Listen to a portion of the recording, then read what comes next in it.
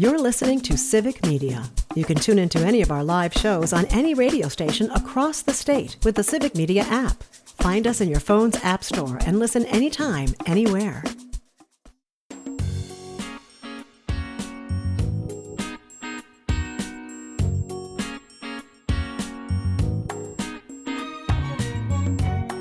Across Wisconsin on Civic Media, you're listening to Mornings with Pat Kreitlow, powered by Up North News. Now, from our Lake Wissota studio, here's the founding editor of Up North News, Pat Kreitlow.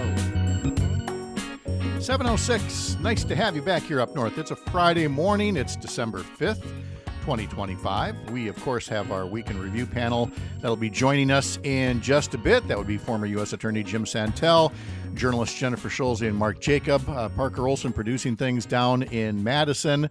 Next hour, we've got Dr. Kristen Lyerly and Mike Clemens helping us out with sports. But first, it being this time of the day during our grown-up gift list text to win contest, it's time to share a keyword with you that you can text in using the Civic Media app. So there's chances all throughout the day to play this, and so many chances to enter because there's a different keyword each time: 7 a.m., 9, 11, 1, 3, 5, 7. And each entry puts you in the running for a daily prize of $200 and then 3 grand prize winners who will choose from a new snowblower, an air conditioner, a stainless steel cookware set. For all the details on the prizes, head to the website, civicmedia.us. And again, you just have to text in the keyword before 8 o'clock. And the keyword to text in this hour is card, C-A-R-D, as in Christmas card. Card is the keyword for this hour from now until 8 o'clock. Text the word card on the Civic Media app, and you will be entered for a chance to win in the Grown Up Gift List Text to Win contest. This is a multi-station, multi-state game from Civic Media. Head to the website to learn more. 7:08 on the dot right now. So let us bring in our panel, as always, on this Friday morning. Jim Santel, Mark Jacob, Jennifer Schulze. Hello, everybody. Good morning. Good morning. I'm feeling more and more like Peter Marshall on the old Hollywood squares. And I just want to go, hello, stars. And they'll go, hi, Peter. I'm reaching way back for some of these references, but Yes, you are. Fall into block, right? Exactly. See, that's the one thing missing here. If we had another panelist, can you see that Joan Esposito in the center of the screen right there? You know, we could totally see that. All right. We could wax nostalgic about game shows all day, but we do have business to attend to, not the least of which, Jim, maybe I'm misunderstanding because I've only read the story once, but if I read the story correctly, then once again, the U.S. Supreme Court has engaged in political activism using something that's supposed to be for emergency cases and instead going in a very shadowy political direction when it comes to those rigged maps in Texas. And again, this is not a permanent ruling, but it's still a very damaging ruling. Tell folks about what Texas did and what the Supreme Court justices did. Right. Back in November, which is just a few weeks ago, we had a 3-judge panel out of Texas finding that the new lines that were drawn there in Texas, these 5 new districts we've been talking about, that they accomplished a racial gerrymander, basically disenfranchising people of color, saying this is outrageous and directing that there be new lines drawn. Well, what happens, of course, is Greg Abbott and basically the president as well do what they always do. As you're indicating, Pat, they run directly to the Supreme Court, which they can do. The Supreme Court, you may recall, through a fellow named Sam Alito, exercised his emergency authority, suspended that, and now, as of yesterday, have entered yet another sort of preliminary stay on all this. But you're absolutely right. This is another invocation. Here we go again, of the shadow docket. And basically the Supreme Court, majority of the Supreme Court said that the lower court had improperly inserted itself into an active primary campaign, causing much confusion, upsetting the delicate federal-state balance. Texas likely to succeed on the merits of its claim that these new drawings of lines there are proper, and so has restored, if you will, those 5 districts, a majority Republican. Significantly, once again, we've got a concurrence written by Sam Alito and Clarence Thomas, Neil Gorsuch, 17-page dissent by Elena Kagan and the others. And all this comes just days before December 8th deadline for candidates to run in Texas. And we're back in it again. There's all kinds of analogies, Mark, that we could go with on this. It's something like, somebody is stabbing you and you're going to a court saying this person's trying to kill me. And that person says, no, I'm not.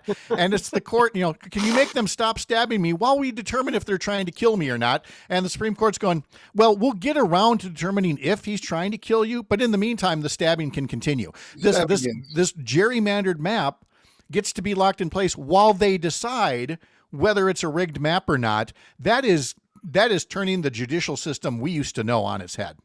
Right. And it's, it's establishing the facts on the ground, and, somewhere down the road, we'll decide what actually is justice in this country. But right now we're going to let the Republicans steal 5 seats. So, I'm sorry. I just don't think the Supreme Court's a legitimate body anymore. I feel like that they have made so many bad rulings, and the immunity thing last year was just horrendous for them to decide that the president of the United States is above the law. And so, I don't know how we get it back. I think we get it back maybe with elections and adding justices to the Supreme Court, because otherwise these guys are just going to rule bad things over and over again to kind of thwart democracy and justice. And Jennifer Schulze, you took this a step further and took a look at the Tennessee special congressional election this week.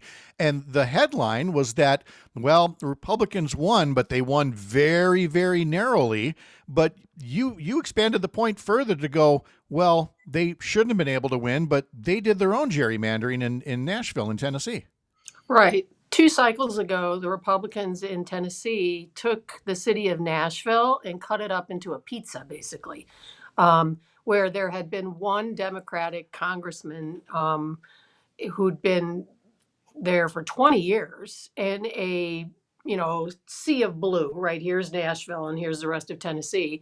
The Republican legislature there took it and they, I don't know, just went like Wolverine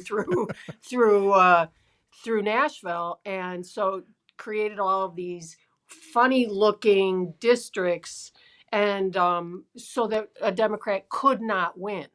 That was the goal, could not win, and has not since. Republicans have had each of those districts in that funny shaped thing.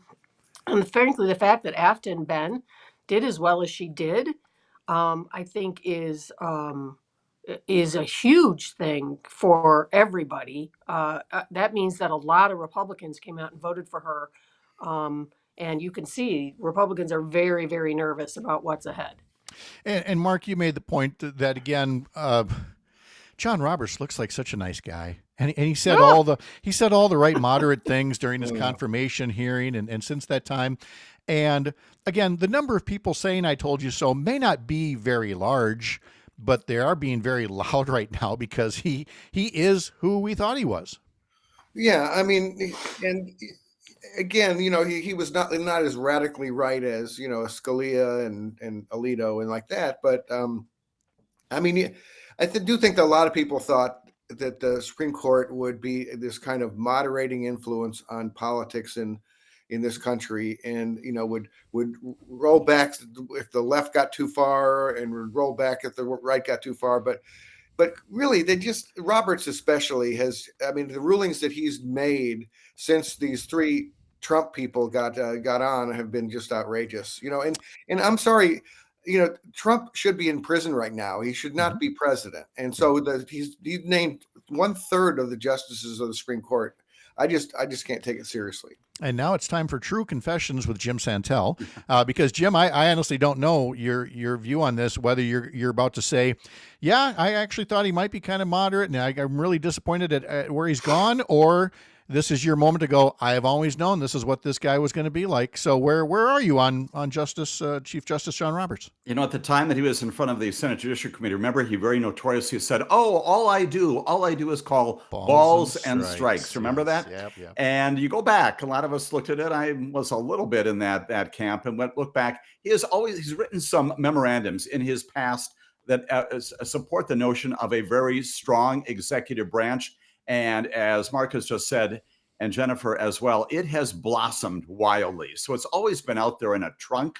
And I would simply comment that in addition to this grant of basically supreme authority to the presidency in July 1 of 2024, recognize that John Roberts has also led the pack when it comes to the evisceration of voting rights. Probably the Supreme Court sometime soon is going to put the final blow with John Roberts' pen on it to the Voting Rights Act of 1964. He has never liked it. He's always said, we've moved beyond that. Now we've got to do something we got to be concerned about voting, but not that. And the other big issue, of course, many others, is religion. If you allege that your faith tells you that something is wrong and the government is not giving you money, not permitting you to do something by virtue of the Establishment Clause, you know who wins? Religion does. And that has also been at the forefront of his practice here. We saw a little bit of a chink in that recently when he decided that a Rastafarian probably did not have the right to go ahead and pursue his claims. But there are other areas where somewhat predictable. And again, it has blossomed in ways that I don't think anybody would have predicted 20 years ago. No, it just feels like that part of the judicial branch, as well as, of course, the legislative branch, have completely abdicated any checks and balances, have abdicated oversight to the point, Mark, where I feel like the word monarchists. So it's not that they just want to capitulate and, well, whatever Trump wants to do. And James talks about, a strong executive branch. Well, strong to the point of you're basically supporting a monarchy. Yeah, and it's a monarchy that's white supremacist too. Right. That's the thing that's so alarming is as Jim pointed out in the Voting Rights Act, Roberts has said, as he's systematically stripped the power of it, and the last blow might fall very soon. He keeps on saying that we don't need it anymore because we're post-racial. We don't right. Read the comment sections. Right, and he's saying that at the same time that Donald Trump is calling Somali immigrants garbage. Right. And not just because they're immigrants, because they're Black immigrants, and so and no person with a brain would think that racism is completely solved in this country, but the Chief Justice of the Supreme Court seems to think so. All right. Well, let's switch gears to something lighter before we have to pause here, and then we'll get into more of the week's headlines. But Mark, you tipped me off that FIFA, the governing body of world soccer, is introducing its own Peace Prize. Step aside, Nobel Committee. There's now going to be the FIFA Peace Prize. Is that going to be announced as early as today? Are we taking bets on who might win it? Yeah, they're doing that in D.C. It's an event that the FIFA president and Trump are doing, where they're announcing the draw for the World Cup, which is going to take place in the U.S. and Mexico and Canada. Mm-hmm. And they just invented a FIFA Peace Prize, and everyone thinks that Trump's going to get it, And I mean, FIFA historically is a very corrupt organization, so It's not a big shocker that they would want to give a Peace Prize to the guy who keeps on blowing up boats in the Caribbean. I don't know, Jennifer. Are you on DraftKings right now? Are you taking bets on whether Trump gets this? I wonder if they'll make the presentation at the Donald Trump Institute of Peace, the building that he renamed this week, even though the government doesn't own it. He took it and put his name on it. He put his own name on the Institute of Peace, which I gotta tip my. He is so hungry for that Nobel. I gotta tip my cap disgusting. To California Governor Gavin Newsom put out a parody of the KFC, the KFC Institute of Veganism it's on that same building. It's just a great spoof.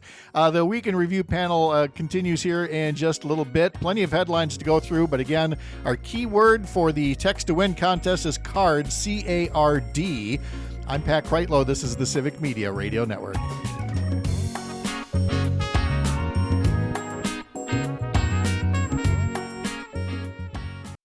You're listening to Civic Media. Stay up to date on the latest news and information for your local community and Wisconsin by signing up for our free email newsletter. Visit civicmedia.us/email to get started.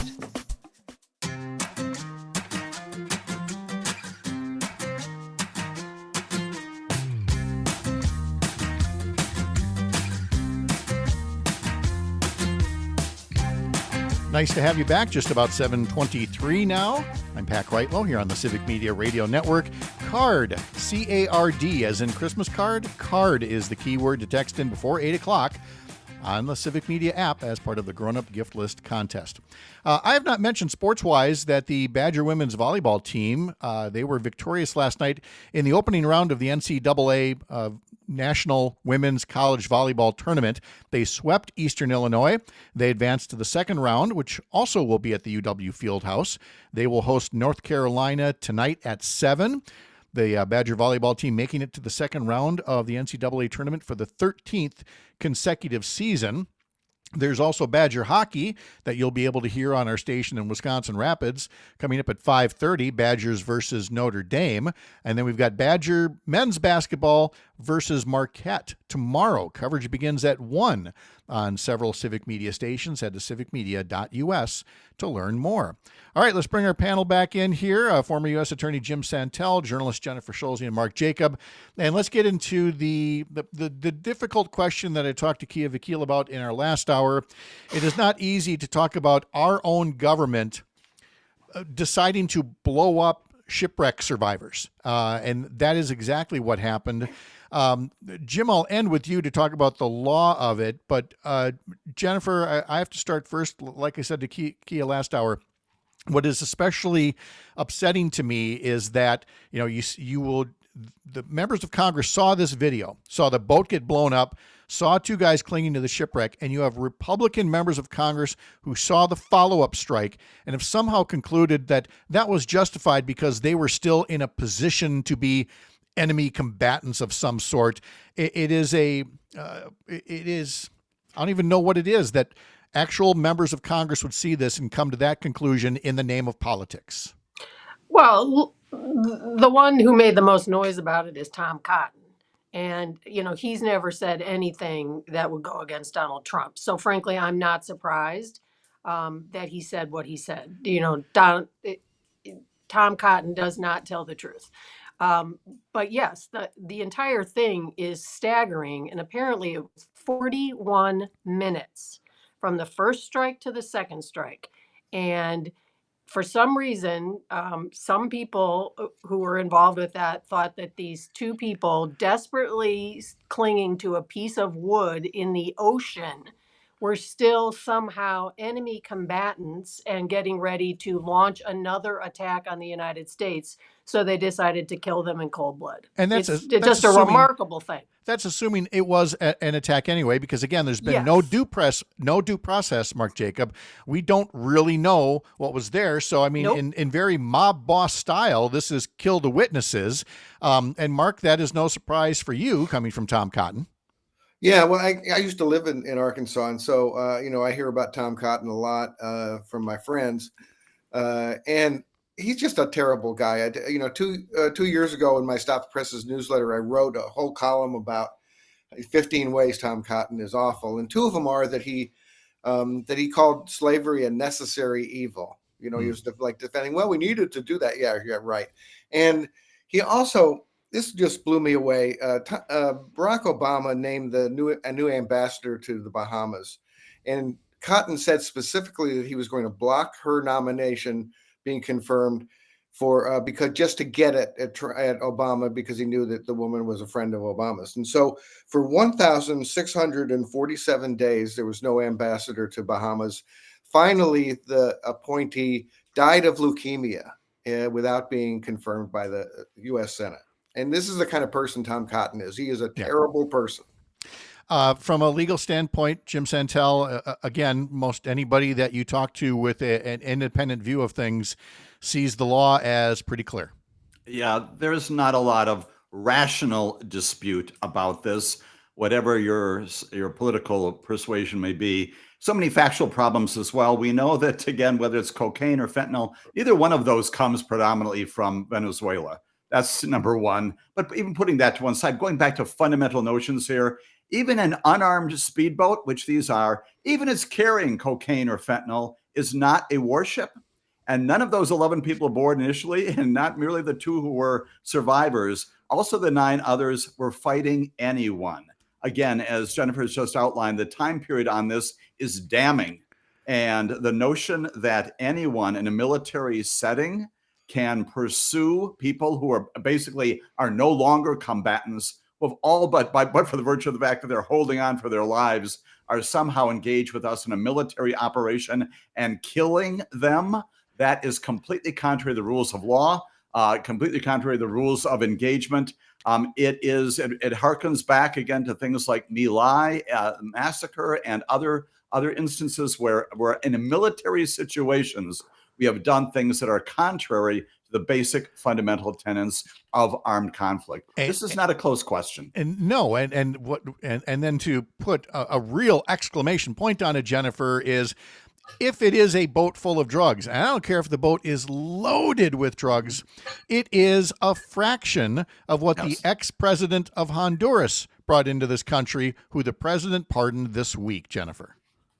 Arguably, the former president of Honduras is one of the biggest drug traffickers in recent memory, right? I mean, responsible for bringing so much bad stuff into the country, and he walked out of a U.S. prison this week. So my head spins. I do not understand. There's no logic here. Clearly, no, because again. And I know I say it a lot, but I wouldn't say it if it weren't for that conviction of, no pun intended, Joe Biden or Barack Obama releasing a drug kingpin like that. It would still be the lead story days later, and this was just another day in Trump world. We will continue with our Week in Review panel coming up in just a bit.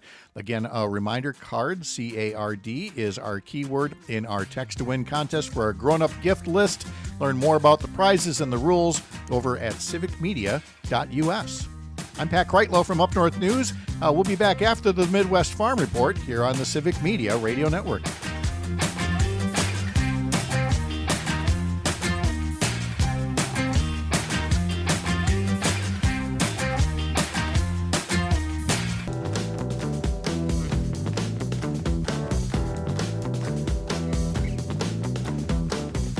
Coming up in less than 10 minutes, we will continue our 12 days of community kindness, putting a spotlight on another organization doing good things in the hometowns all around the Civic Media Radio Network.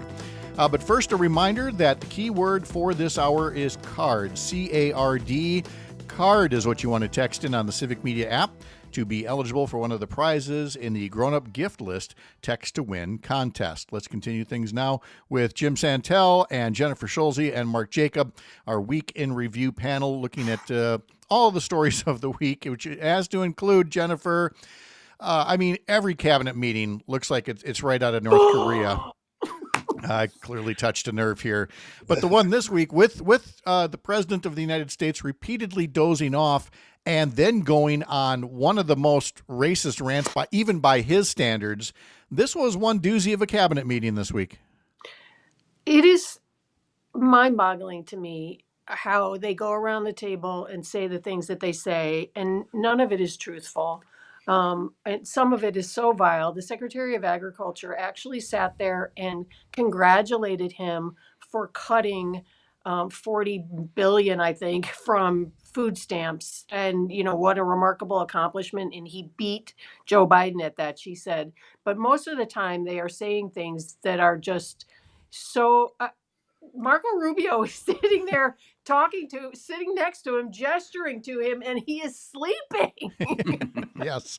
But it's Sleepy Joe. Tell us how it's Sleepy Joe. Daniel Dale, the longtime fact checker, we read through yesterday's program, all of the many corrections, Mark, that had to be made to what was being said. And it's just astounding that, again, people just kind of shrug it off.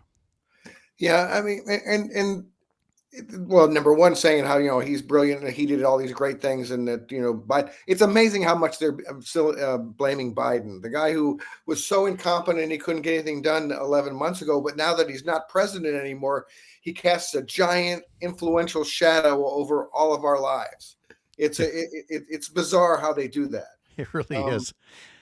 Hey, tell us about your column as well over at StopThePresses.news. The males of MAGA manspread their insecurity. This seems to tie in well to the obsequiousness that was the cabinet meeting. Oh yeah, and that actually posted before all this the Hegseth stuff where this macho kind of posturing they do. It just drove me crazy, and the impetus for it was their insulting of female reporters, calling them piggy and, stupid and stuff like that. I mean, these are very insecure men. I mean, and my point was that mature, self-actualized males do not act this way. They don't feel like they have to bring everyone else down.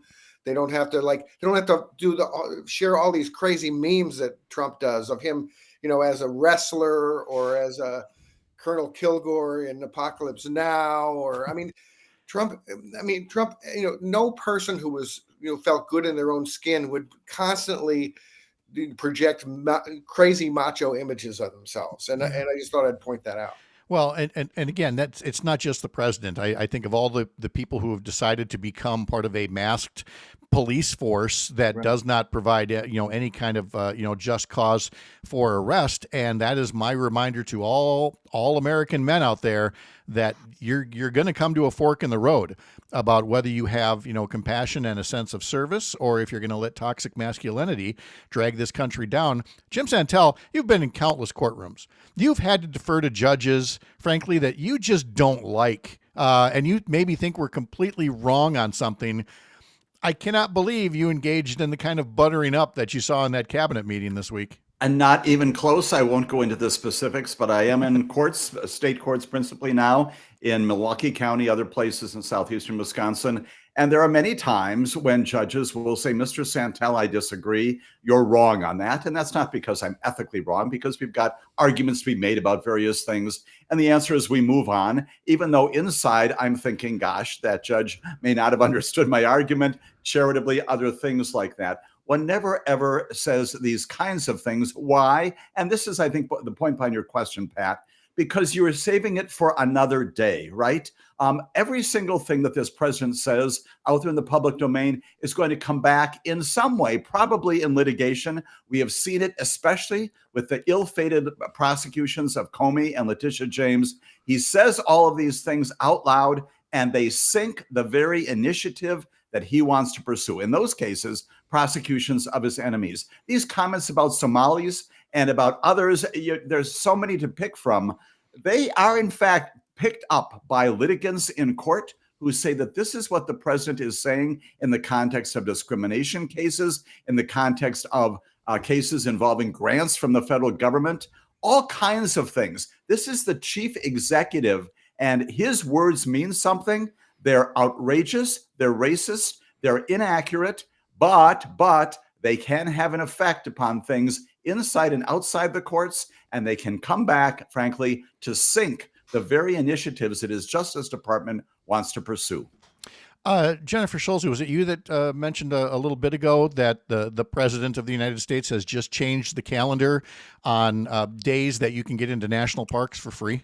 Yes, Pat, it was me. Oh, dear. Apparently, now I'm forcing you to repeat it again on air, but tell folks the news. So apparently there are a handful of days that you can go to a national park and admission is free. Two of those days have long included Martin Luther King Day and more recently Juneteenth.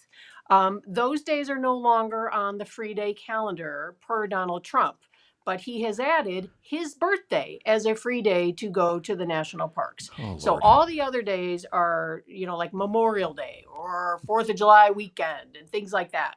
But the racism is everywhere. It's spread through the entire administration, even the national parks, which we know he's already done a lot to change the exhibits and displays at national parks as it relates to Black and brown Americans. Exactly. The racism is real, which allows us to end on a higher note, Mark, to talk again about the book that you and your brother put together, about the opportunities that were provided in basketball to create a team of legends, thanks to a guy who probably couldn't have made the team back in the day.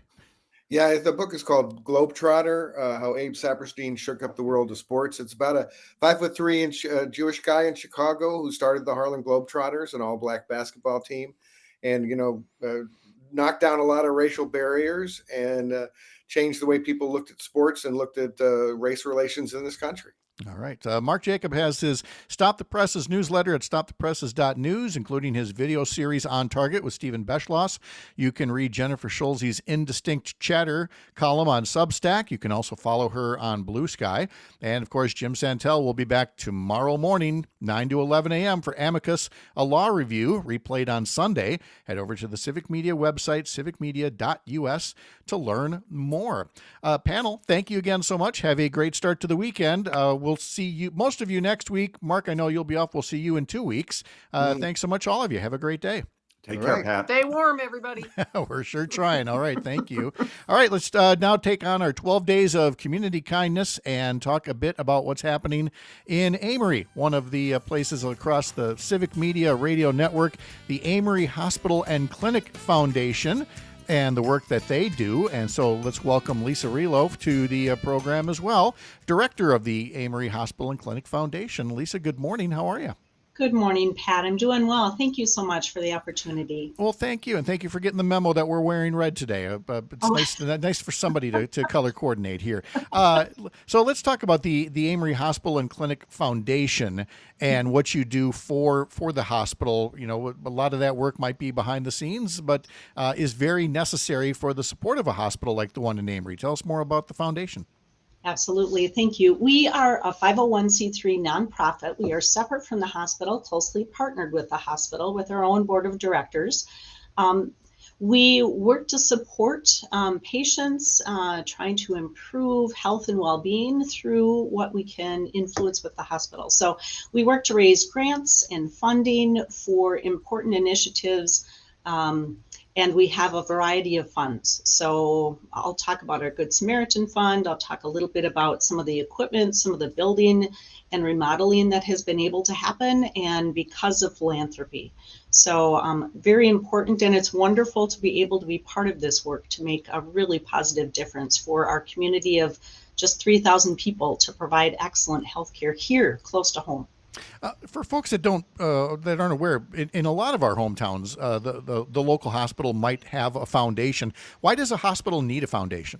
That's an excellent question, and the first question that I usually get, because people, of course, look at their bill and say, "Oh goodness, you know, why would a hospital need more money?" Hospital finance is very complicated, but if I summarize the need for a foundation. A year ago, we replaced a CT scanner for the hospital. That one piece of equipment cost $1.3 million. And that is not the kind of funding that is in a regular budget. So, and that, of course, is not the only piece of equipment that needs to be replaced. We are constantly replacing with newer technology. We are working to try to meet the increasing needs of our patients, and that's medical equipment, it's training, it's also occasionally remodeling, like we've done with our Chemo Infusion Center that opened in July 2023, and we recently, in March of 24, we opened our expanded emergency department, which nearly doubled the size for patient care. So those are some great things that have been made possible because of philanthropy. Private donations, foundations, grants, all of it works. Yeah, whether it's like an auxiliary or a booster club, or in some cases like a PTA. These places that help support and supplement what an institution is already doing, and so that includes events that you host to raise funds. Yes. We've hosted 2 events this year. We've had a golf tournament that is typically in August, and we also had what was called a Wonderful World of Wine. We held our 5th fundraising event with 6 courses of food, expertly paired with wines. And that fundraiser, both of those fundraisers, raised funds for what is called our Good Samaritan Fund. And that fund works to partner with patients who are in critical financial need to help pay for things like prescriptions or durable medical equipment. And recently we've opened up a clothing closet at our West Campus and also here on the main campus in Amery to be able to provide just general clothing, might be typical sweatshirt, sweatpants for dignified discharge. Unfortunately, there are patients who come in critical state, and if they're coming into the emergency room, clothes may need to be cut off. Well, you need something to go home in, and it's got to be more than just a paper gown. So so things like that. And unfortunately, because of recent legislative changes that have been happening, our patients are really going to be affected. There is more and more need for that Good Samaritan Fund. And So, to learn more about the Amory Hospital and Clinic Foundation, head to healthpartners.com. That again is healthpartners.com/foundations/Amory. Lisa Relo, thank you very much for telling us all about it as part of our 12 Days of Community Kindness. Happy holidays to you. thank you so much. Happy holidays to you, and grateful for the opportunity. I'd love to meet with anyone and answer any questions. So please give me a call at the hospital. Thank you so much for that, Lisa. Appreciate it. All right. Have a good start to your weekend. And coming up, Dr. Kristen Lyerly will join us, as will Mike Clemens. But one more reminder, the key word in our text to win grown-up gift list contest is CARD, C-A-R-D. I'm Pat Kreitlow. This is the Civic Media Radio Network.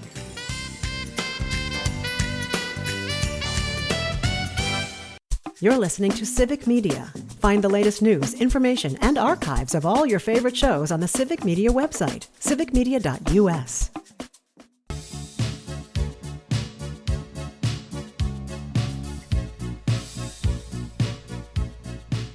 The phone lines are open at 855-75-CIVIC, 855-752-4842 for questions, comments. If you need a little stimulation, here was our question of the day off the top of the program. Would you go back to driving your first car if you could? Because the Secretary of Transportation, Sean Duffy, seems to believe that when the Trump administration decided this week to loosen environmental standards on automobiles, he said it'll probably mean the return of the wood-paneled station wagon. And he meant that in some kind of a romantic way. He says, if we cut mileage requirements, customers will have more choice. Here, the choice of what? Going back to something that got 8 miles a gallon? Is that something you would do? You've heard me talk about my first car, a 73 Plymouth Fury. Again, a lot of great stories. I wouldn't go back to it. I actually want cars to get better and better gas mileage. And once upon a time, they would not have done that were it not for these regulatory nudges by the government. They would have, said, well, you get what you get. And now Donald Trump wants us to backslide to that. Sean Duffy thinks that it's going to lead to more choice, that people are going to somehow choose wood-paneled station wagons and bring back the minivan while we're at it and things like that. So would you go back to your first car? We're always happy to take first car horror stories here at 855-75-CIVIC. I know you're thinking, well, wait, shouldn't Dr. Lyerly be here? Shouldn't Frank be here to administer a quiz? That's what I'm thinking. I'd like to say that, Frank is just off this week, but I choose to believe that he and Dr. Lyerly are just afraid of the competition. They knew I was about to make this late surge and pull ahead in the standings. I can say that now because they're not here, so they're not here to disagree with me. So it'd be one hell of a comeback for you, Pat. It would be an amazing comeback, one that we do not possibly have time for, and yet somehow it's a lot of questions that you'd need. It's a lot.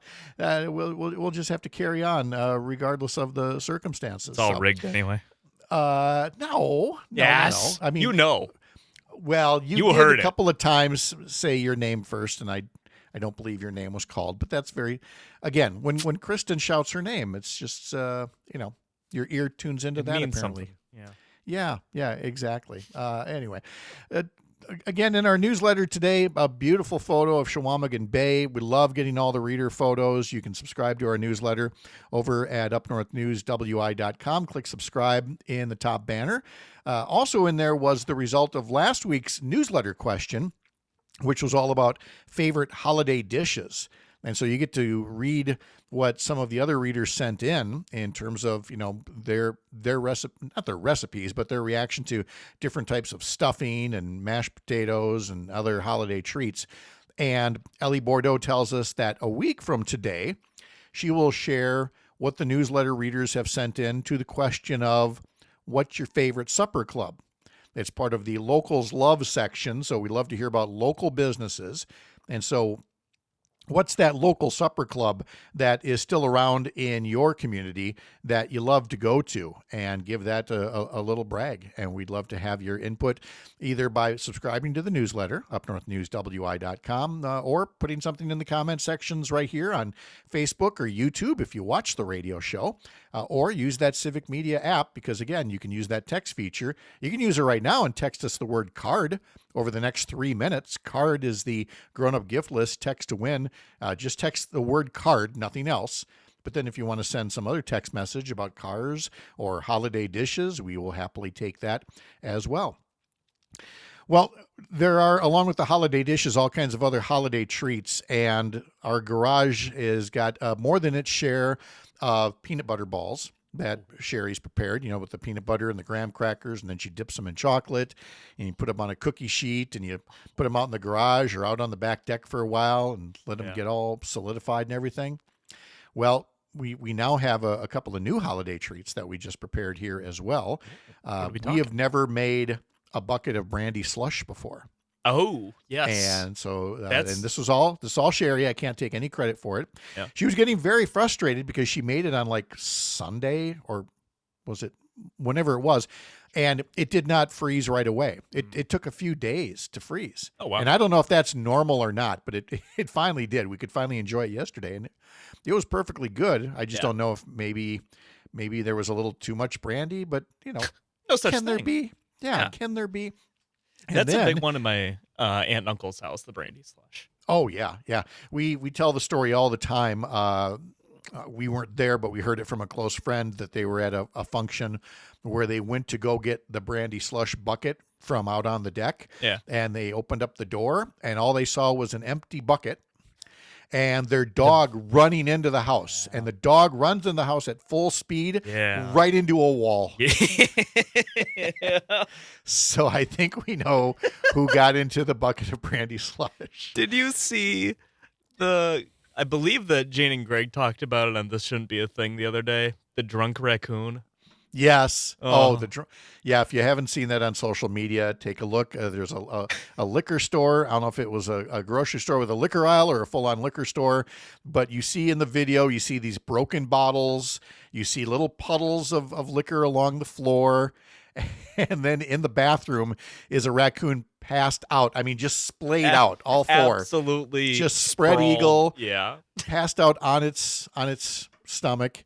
And that is the holiday parties that we grew up on. Yep. You ever notice more and more companies all the time no longer have, the holiday parties where it was like open bar, and I can tell you stories about the old TV-13 Christmas parties. Oh boy. But I am contractually obligated to not, just to say that we had great parties. Whereas last night we were at the Clinic Christmas party, which was at the Pablo Center in Eau Claire. It was a much more formal and enjoyable affair. 2 drink tickets. No relationships were harmed in the making of that Christmas party. Put it that way. Or if they were harmed, they were already going to get harmed anyway. They were already going to get there anyway. Exactly. Coming up in our next hour, we'll be visiting with Dr. Lyerly. We'll also have Mike Clemens talking a little sports with us. And while we're talking about sports, the Bucks, the Badger men's basketball team is facing Marquette tomorrow. You've got the Packers playing the Bears. But the real sports issue right now are those new powder blue uniform tops by the Brewers for next season and the gray pants. What? It's an outrage, I tell you, he said somewhat sarcastically. I'm Pat Kreitlow. This is the Civic Media Radio Network. The national news cycle never stops, but it can be hard to find news about your local community. Civic Media is dedicated to providing quality local and state news coverage across Wisconsin. With the Civic Media app, you can get notifications about local stories that matter to you and your community. Find the free Civic Media app in your phone's app store and choose notifications from the menu to tell us what kind of news you want to hear about.